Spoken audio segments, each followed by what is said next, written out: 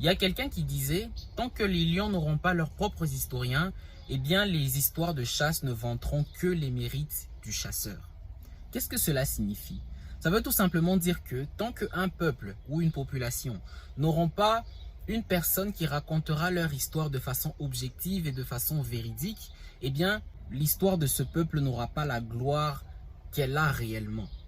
Donc, raison pour laquelle dans cette vidéo, nous allons voir 5 historiens qui ont dit la vérité à propos de l'Afrique et qui ont dit les choses réellement telles qu'elles se sont déroulées dans l'histoire.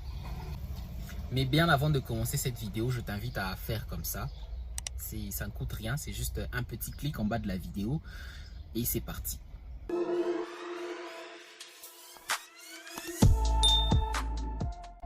Bonjour et bienvenue à toi sur le canal de la communauté Oudjama, moi c'est Lourak et ici sur cette chaîne on parle de culture africaine, de spiritualité africaine et de tout ce qui a trait à l'africanité afin de connaître notre histoire, de nous situer dans le présent afin de mieux préparer notre avenir.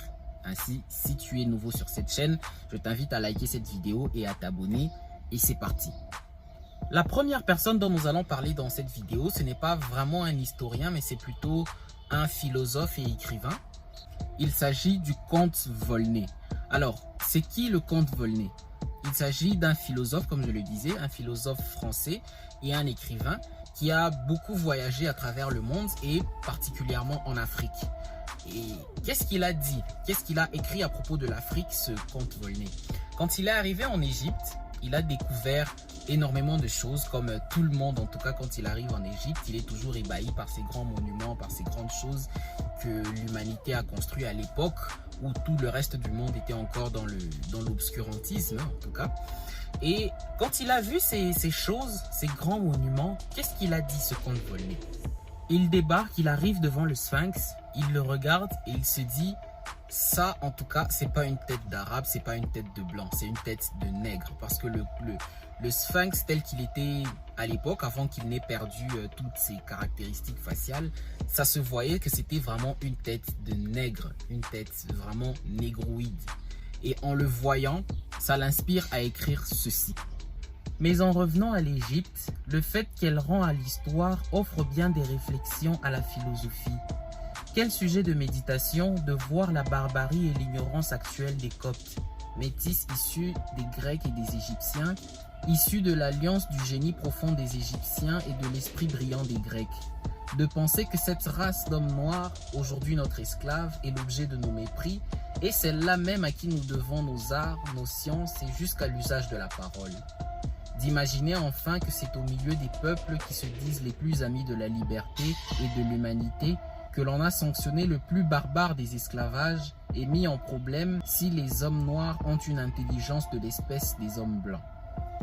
Ce Volney, cet homme qui a reconnu que les Égyptiens, les Égyptiens de cette époque-là, de l'époque antique, de l'époque pharaonique, étaient des hommes noirs, il s'étonne de voir à quel point ces hommes qui étaient si glorieux, si brillants, on a pu les réduire au niveau d'esclaves à l'époque où ils vivaient.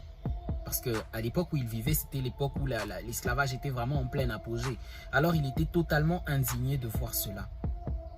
Donc, et comme il l'écrit lui-même, il est étonné de voir que les hommes qui ont apporté la civilisation, même jusqu'à l'usage de la parole, comment ces hommes-là qui ont civilisé le monde, il est totalement étonné de voir à quel point ils ont été réduits et rabaissés au niveau d'esclaves. Et bien, ça donne à réfléchir en fait. La deuxième personne dont nous allons parler dans cette vidéo, il s'agit de Leo Frobenius. Alors, qui est-il cet homme? C'est un voyageur, un explorateur allemand qui lui aussi a voyagé plusieurs fois en Afrique. Et quand il est arrivé en Afrique, il a traversé l'Afrique du nord au sud. Il s'est rendu compte de tellement de choses qu'on lui a cachées en Europe à son époque. Et c'est justement à cause de ces choses-là qu'on lui cachait qu'il a dû entreprendre ce voyage pour aller vérifier par lui-même ce qui se passait réellement en Afrique et si ça concordait réellement à ce qu'on lui racontait, ce que les explorateurs qui revenaient en Allemagne lui racontaient. Alors, qu'est-ce qu'il a découvert, ce Leo Frobenius? Qu'est-ce qu'il a remarqué et qu'est-ce qu'il a raconté à propos de l'Afrique? Leo Frobenius écrit ceci. Lorsqu'ils arrivèrent dans la baie de Guinée et abordèrent à Vaïda, les capitaines furent fort étonnés de trouver des rues bien aménagées, bordées sur une longueur de plusieurs lieues par 2 rangées d'arbres. Ils traversèrent pendant de longs jours une campagne couverte de champs magnifiques, habitée par des hommes vêtus de costumes éclatants dont ils avaient tissé l'étoffe eux-mêmes. Plus au sud, dans le royaume du Congo, une foule grouillante habillée de soie et de velours, de grands États bien ordonnés, et cela dans les moindres détails, des souverains puissants, des industries opulentes, civilisés jusqu'à la moelle des os. Et toute semblable était la condition des pays à la côte orientale, le Mozambique par exemple. Les révélations des navigateurs au XVe et au XVIIe siècle fournissent la preuve certaine que l'Afrique nègre qui s'étendait au sud de la zone désertique du Sahara était encore en plein épanouissement dans tout l'éclat de la civilisation harmonieuse et bien formée. Cette floraison, les conquistadors européens l'anéantissaient à mesure qu'ils progressaient, car le nouveau pays d'Amérique avait besoin d'esclaves et l'Afrique en offrait. Des centaines, des milliers, de pleines cargaisons d'esclaves. Cependant, la traite des Noirs ne fut jamais une affaire de tout repos, elle exigeait sa justification. Aussi, fit-on du nègre un demi-animal, une marchandise. Et c'est ainsi que l'on inventa la notion du fétiche comme symbole d'une religion africaine, marque de fabrique européenne. Quant à moi, je n'ai vu dans aucune partie de l'Afrique nègre les indigènes adorer des fétiches. L'idée du nègre barbare est une invention européenne qui a par contre-coup dominé l'Europe jusqu'au début de ce siècle.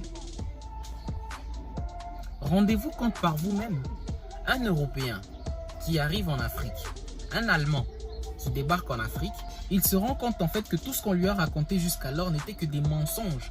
Il le dit lui-même, l'idée du nègre barbare est une invention européenne parce qu'il fallait inventer des mensonges pour tromper l'opinion publique en Europe, pour leur dire que ces gens ne sont que des barbares, des gens qui ne connaissent rien à la civilisation et par conséquent, nous devons aller les civiliser, nous devons aller leur apporter ce qui est bien pour l'humanité. Et alors, ils ont inventé des mensonges pour justifier l'esclavage en disant que ces gens, ils sont inférieurs et par conséquent, par leur statut d'infériorité, nous avons le droit de les réduire en esclavage.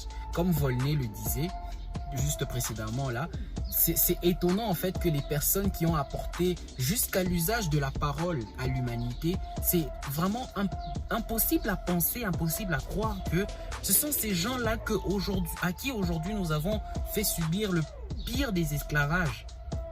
C'est la même chose aussi que Léo Frobenius, en arrivant en Afrique, se rend compte. En fait, il voit que c'est juste impensable, inconcevable que ces gens qui étaient si bien, si riches, si opulents, qu'ils soient réduits à l'esclave, au pire des esclavages. C'est juste inimaginable en fait. Comme lui-même le disait Léo Frobenius, il a remarqué que les Africains étaient civilisés jusqu'à la moelle des os.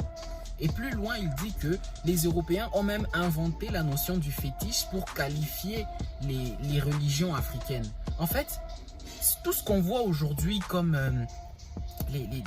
ce qu'on voit même dans les cinémas africains aujourd'hui, on voit des féticheurs en train de faire des gris-gris, tout ça. En fait, tout cela n'existait pas en Afrique précoloniale. Ce sont en fait des clichés qu'on a mis dans la tête des Africains pour leur dire que vos religions ne sont que du fétichisme, du n'importe quoi. Par conséquent, vous devez abandonner cela parce que c'est de la sorcellerie en fait. Vous êtes en train de servir le diable, vous êtes en train de servir Satan alors que Satan n'a même pas une preuve de son existence. Mais on dit quand même que bon, ce que vous faites là, vous êtes en train de servir Satan. Par conséquent, abandonnez ça, prenez ce que nous on vous offre parce que c'est ce qui est bon pour vous. Frobenius vient de nous le faire remarquer. L'idée du fétiche n'existait pas avant l'arrivée du colon européen. Le fétiche, même le mot fétiche ou la notion du fétiche a été inventé par les Européens pour qualifier la spiritualité africaine. En réalité, la spiritualité africaine n'a rien à voir avec les fétiches et le fétichisme. La troisième personnalité dont nous allons parler dans cette vidéo, il s'agit de Cheikh Anta Diop. Comment faire une vidéo sur l'histoire de l'Afrique sans parler de cet homme? Eh bien, pour ceux qui ne connaissent pas Cheikh Anta Diop, de qui il s'agit?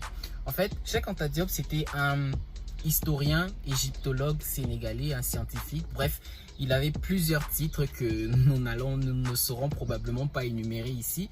Mais ce qui nous intéresse dans cette vidéo, c'est le fait qu'il était un historien sénégalais. Alors, Lui, il fait partie des historiens des lions, parce que nous, les lions, nous avons besoin de nos propres historiens pour relater notre propre histoire. Et Cheikh Anta Diop, c'est celui qui a raconté, en tout cas, une grande partie de notre histoire telle qu'elle s'est réellement déroulée. Alors, dans cette vidéo, nous allons juste aborder une des plus importantes œuvres qu'il a accomplies. Il s'agit de son intervention au colloque du Caire. Alors, qu'est-ce qui s'est passé au colloque du Caire? Le colloque du Caire a été organisé par l'UNESCO. Alors, pourquoi l'UNESCO a organisé ce colloque? C'était tout simplement parce que l'UNESCO avait besoin de rédiger un ouvrage dans lequel on raconte l'histoire de l'Afrique. Alors, avant de pouvoir éditer le livre Histoire générale de l'Afrique, édité justement par l'UNESCO, il fallait réunir des gens pour discuter et établir les choses telles qu'elles se sont déroulées depuis la préhistoire jusqu'à cette époque-là, en 1974. Mais ce qui était dur, ce qui était difficile, c'est qu'on se demandait est-ce qu'il fallait introduire l'histoire de l'Égypte dans l'histoire de l'Afrique ou bien il fallait la retirer parce que à cette époque, il y avait trois camps qui s'opposaient. Il y avait le camp des eurocentristes, ceux qui se disaient que la civilisation égyptienne a été inventée par des blancs venus d'Europe. Il y avait une deuxième catégorie de gens, c'était les orientalistes, ceux qui disaient que l'Égypte a été fondée par une civilisation orientale, c'est-à-dire ceux qui sont venus de l'Asie. Et finalement, il y avait une troisième catégorie de personnes, c'était déjà les panafricains, qui disaient que l'Égypte était une civilisation noire et africaine.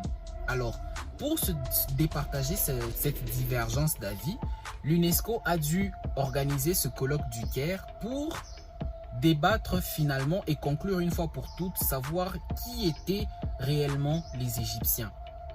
Et bien évidemment, grâce à l'intervention de Théophile Obenga et Cheikh Anta Diop, l'UNESCO a reconnu que les Noirs, que les Égyptiens de l'Antiquité étaient des Noirs d'authentiques nègres africains qui venaient du sud de l'Afrique, c'est-à-dire de l'Afrique orientale et de la Nubie, c'est-à-dire le Soudan.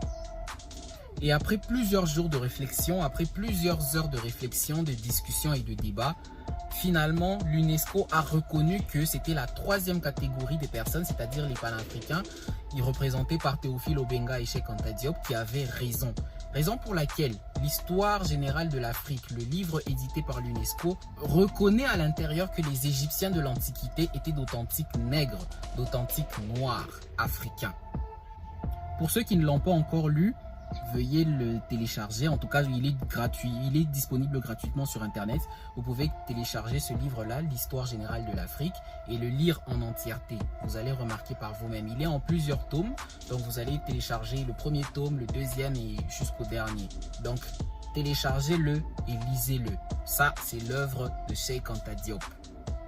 Évidemment, ce n'est pas la seule chose qu'il a faite. Il a écrit plusieurs ouvrages, il a fait plusieurs recherches et plusieurs choses dont nous héritons aujourd'hui.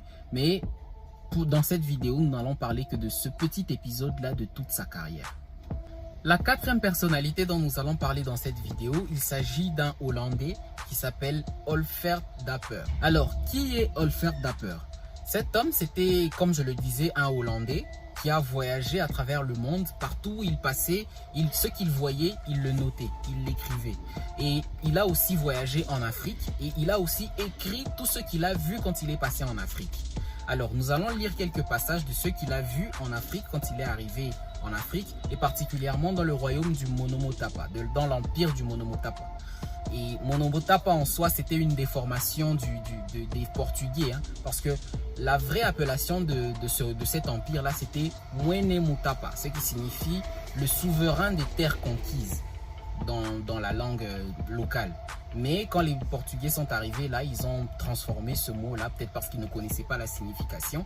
Et au lieu de dire Mwene Mutapa, ils disaient Monomotapa. Donc c'est comme ça que c'est resté dans le langage courant. Et jusqu'aujourd'hui, on continue à appeler ça Monomotapa. Mais bref, qu'est-ce que Olfert Dapper a écrit à propos de ce royaume quand il est arrivé là-bas? Qu'est-ce qu'il a vu quand il est arrivé là-bas?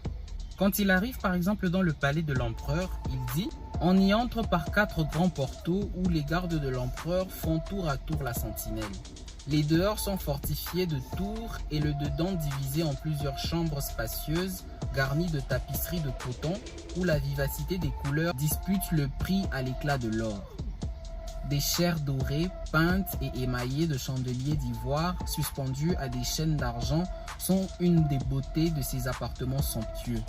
Sa vaisselle est de porcelaine entourée de rameaux d'or. Au Monomotapa, les rois ne changent point de mode. Ils portent une longue robe de soie tissée dans le pays. Ils portent au côté une serpe émanchée d'ivoire. Les gens du commun s'habillent de toile, de coton et des grandes indiennes brodées d'or. Des gens qui s'habillent de soie, de coton, qui se couvrent d'or et dont le palais il est juste somptueux et tellement luxueux. Imaginez un peu ce que c'est que le palais de cet empereur, le palais de ce roi. Aujourd'hui, quand on parle de l'Afrique et des chefs coutumiers, on ne parle même plus des rois, hein. On commence à parler des chefs coutumiers. Donc, vous imaginez un peu comment on joue sur les mots, en fait. On parle de fétiches pour qualifier les croyances spirituelles africaines. On commence à parler des chefs coutumiers pour désigner les rois et les empereurs. Bref, rendez-vous compte.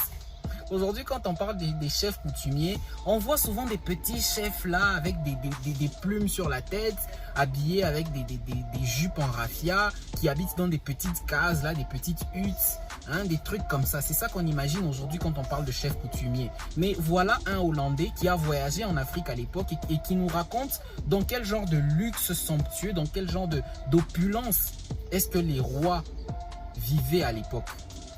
Rendez-vous compte.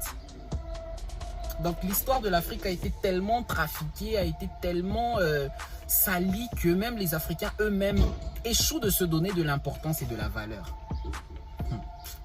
Après cela, toujours la même personne, Olfert Dapper, quand il arrive dans le royaume de Bénin, au Nigeria actuel, il entre dans la capitale, dans la grande ville de Benin City, la capitale du royaume de Bénin. Qu'est-ce qu'il y découvre et qu'est-ce qu'il y voit? Voici comment il décrit cette ville-là. La ville, la capitale, est très grande. Quand on y entre, on va dans une grande rue large non pavée qui semble être 7 ou 8 fois plus large que la rue Wormos à Amsterdam, qui s'en va tout droit. Cette rue a 1 000 hollandais, soit 7 km de long. On voit beaucoup de rues sur les côtés qui s'en vont tout droit. Les maisons dans cette ville se dressent en bon ordre comme se dressent les maisons en Hollande. Le seul palais de la reine a 3 lieues ou 14 km de tour. Le palais du roi est un ensemble de bâtiments qui occupent autant de place que la ville de Haarlem et qui est entouré d'un mur, comme celui qui entoure une ville. Les galeries des palais sont aussi larges que la bourse d'Amsterdam. Elles sont soutenues par des piliers de bois revêtus de cuivre rouge où sont dépeintes leurs victoires. Chaque coin des maisons royales est orné d'une petite tour pyramide, sur la pointe de laquelle est perché un oiseau de cuivre rouge, les ailes étendues. Les habitants de Bénin ne sont d'aucune façon inférieurs aux Hollandais en ce qui concerne la propreté. Ils lavent, ils frottent leurs maisons, si bien qu'elles sont polies et reluisantes comme une glace de miroir. Il y a une multitude de villes au Bénin et une infinité de villages. Et pour confirmer ces propos, il y avait aussi un autre explorateur, cette fois un Portugais, le Portugais Lourenço Pinto, qui quant à lui disait « Grand Bénin où vit le roi est plus grande que Lisbonne. Toutes les rues s'en vont tout droit, aussi loin que l'œil peut voir. Les maisons sont larges, en particulier celle du roi qui est richement décorée et a de belles colonnes. La ville est riche et industrieuse. Elle est tellement bien gouvernée que le vol y est inconnu. Les gens vivent dans une telle sécurité qu'ils n'ont pas de porte à leur maison. » Ah, ce que ces gens nous ont fait, franchement, c'est incroyable. C'est incroyable. Rendez-vous juste compte de l'opulence, le bonheur et l'ordre dans lequel ces gens-là vivaient. Et ça, ce ne sont pas des Africains qui le disent, hein. Ce sont des Européens qui ont visité l'Afrique à l'époque où ces gens étaient en train de venir pour nous détruire. Imaginez un peu ce que c'est. Donc, la gouvernance des Africains par les Africains est juste la meilleure que le monde ait connue. Vous imaginez que jusqu'au 15e et 16e siècle, l'Afrique en Afrique, les gens étaient tellement riches et opulents qu'ils avaient tout chez eux et que même le vol était inconnu. Les gens n'avaient pas de maison, n'avaient pas de porte à leur maison. D'ailleurs, c'est encore le cas dans nos villages aujourd'hui. Allez dans les villages en Afrique aujourd'hui, vous allez remarquer que les gens y vivent avec... Ils ne ferment pas la porte quand ils vont dormir. S'ils ont quelque chose un peu comme un rideau, ils le gardent juste comme ça. Ici, il y a des gens qui ont une porte en bois. La nuit, ils ne verrouillent pas avec des cadenas. On ne connaît pas les cadenas là-bas. On pousse juste la porte comme ça et c'est tout. On ne verrouille pas les portes pour aller dormir. Pourquoi? Parce qu'on ne connaît pas le vol là-bas. Parce que juste, c'est culturel en fait. C'est dans le sang. C'est comme ça. Donc aujourd'hui, surtout avec l'ère d'Internet, avec l'ère des médias, on commence à voir tout à la télé, les braquages qu'on voit dans les films américains et tout. Et on commence à importer ça chez nous en Afrique. On commence à voler nos propres frères, on commence à les torturer, les faire n'importe quoi. Tout ça pourquoi? Parce que c'est une culture qui a été vue, qui nous a été apportée d'ailleurs par les destructeurs qui sont venus nous faire ce qu'ils nous ont fait là. Donc rendez-vous juste compte à quel point les Africains étaient juste waouh à cette époque. Si seulement on pouvait vraiment revenir à ce mode de vie là, ce serait juste merveilleux en fait. Et finalement, la cinquième personnalité dont nous allons parler, c'est quelqu'un qu'on ne présente plus en tout cas. Il s'agit de Nusere Kalala Omotunde, dont nous avons souvent parlé sur cette chaîne. Et ses œuvres ne sont plus à décrire. Hein. Ses œuvres ne sont vraiment plus à décrire. C'est quelqu'un qui a fait un travail vraiment phénoménal, juste extraordinaire. Et bien qu'il ait décédé récemment, je lui porte tous mes hommages en tout cas. Paix à lui. Et j'espère que son travail n'aura pas été vain, car c'est lui qui nous fortifie aujourd'hui, c'est lui qui nous aide à améliorer notre savoir et nous aide à être de plus en plus fiers de nous, à prendre conscience de qui nous sommes et à avancer dans notre démarche de réappropriation de notre culture et de notre patrimoine. En conclusion, j'aimerais juste dire à tous ceux qui me regardent que nous devons être fiers de qui nous sommes. Nous devons juste apprendre à connaître notre histoire et savoir trier ce que nous devons regarder, à savoir trier ce que nous devons mettre en avant dans notre quotidien, dans notre façon de nous voir nous-mêmes. Aujourd'hui, il y a tellement de gens qui regardent tout et n'importe quoi dans les médias. Il y a des gens qui regardent tout, sauf ce qui peut les rendre fiers d'eux-mêmes. Aujourd'hui, en tout cas, quand on est à la maison, quand on est par-ci, par-là, même sur Internet, quand on est à la maison et qu'on met la télé, généralement, on regarde les séries, des histoires comme ça. Quand on est sur Internet, sur YouTube, on ne regarde que le divertissement, la musique, ce genre d'histoire. Mais quand est-ce que nous prenons le temps pour nous informer? Quand est-ce que nous prenons le temps pour nous instruire et voir quelque chose qui peut nous rendre fiers, qui peut nous apprendre notre véritable histoire, afin de savoir qui nous sommes? Parce que sachez que si nous ne savons pas d'où nous venons, nous ne saurons pas qui nous sommes. Et si nous ne savons pas qui nous sommes et où nous sommes, nous ne saurons pas qui nous serons et où nous allons. Donc, commençons d'abord par connaître notre histoire, savoir qui nous sommes, et ainsi, lorsqu'on aura accompli ces deux tâches, nous saurons préparer notre avenir et surtout un avenir meilleur et radieux. Je te remercie d'avoir regardé cette vidéo jusqu'ici. Je t'invite à liker et à t'abonner si ce n'est pas encore fait. Et à très bientôt pour de nouvelles chroniques.